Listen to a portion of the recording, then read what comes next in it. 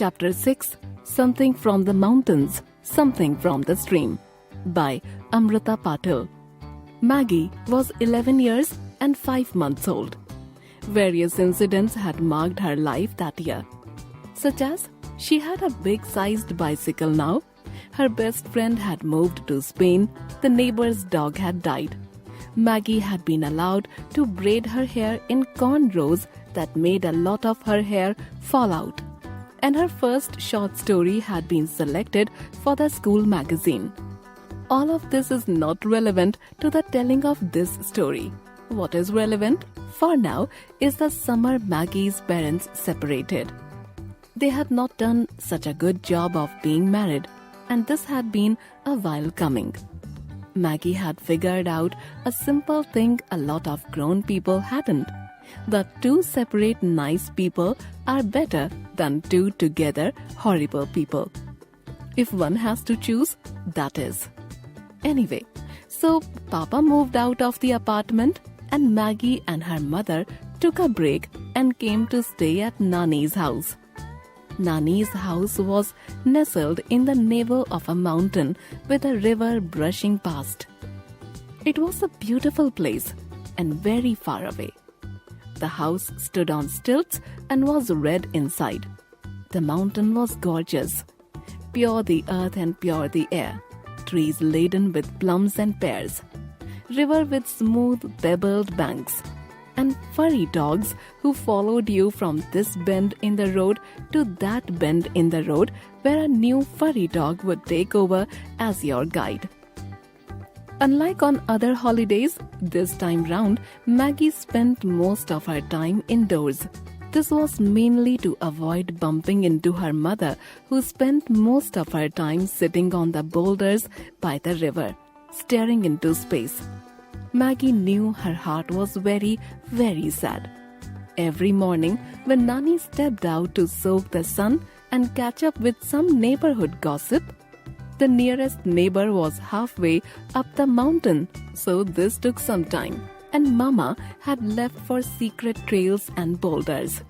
Maggie woke up to breakfast on the table and a day with Cat and the Fern, Fernandez. It is essential that a cat have no name at all, or be referred to by different names at different times of the day. The Fern was Fernandez at all times, except in Nani's book.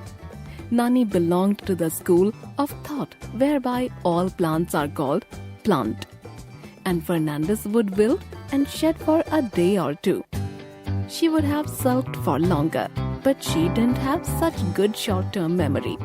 There was a dictionary in Nani's bookshelf that Maggie read aloud from. She'd collect funny words and roll around in splits. Cat would bask in wandering patches of sun, and Fernandez would preen because she was a maidenhair fern, the most delicate and exquisite of them all. And so they spent many a busy afternoon in the red house, oblivious to the world outside. It was happiness, only they did not know its name. On these afternoons, they made all kinds of craft projects for Mama. Paper cutout cards and origami geese and flower pots made of jam jars waited to be discovered around the house. But each day came to a close and Mama still walked into the house late in the evening, with her arms by her sides and her inner light bulbs flickering on some dangerously low voltage. In her dream, Maggie was wandering about the mountain when she was approached by a dog with a blurb tied around his neck that read, "Noodle, find Mama a pet that will not give her an allergy." The next morning, the mountain stooped down and blew kisses through the window. The sun had crept in from the window and dappled the floor. Maggie wakened early, a plan bouncing about in her like a bunny. Maggie: What makes you feel happy? Nani: Letters, friends, having your mama come to stay. But all these things need other people. I used to follow the smell of the pine raisin when I was a little girl.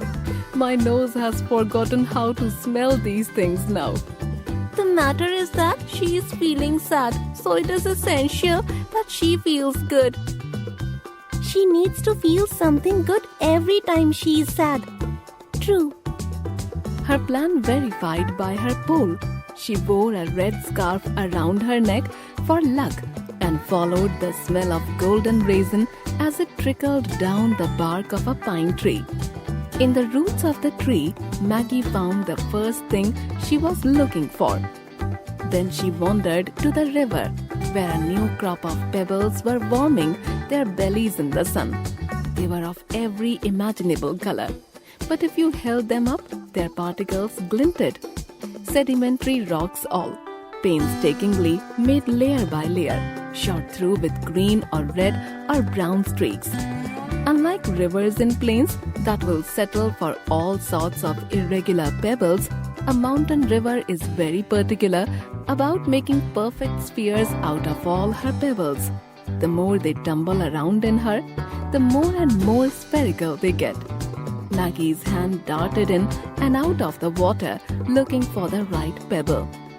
It took half an hour and her hand was numb from the cold glacier water, but Maggie found the right pebble. When she returned home, she left the pebble and the pine cone in the base of Mama's suitcase. Dear Mama, please hold these. Rough pine come when you feel slippery. Smooth pebble when you feel crumpled. I love you most, Maggie. Adapted. When we are troubled or unsure of things around us, nature can help to soothe our feelings.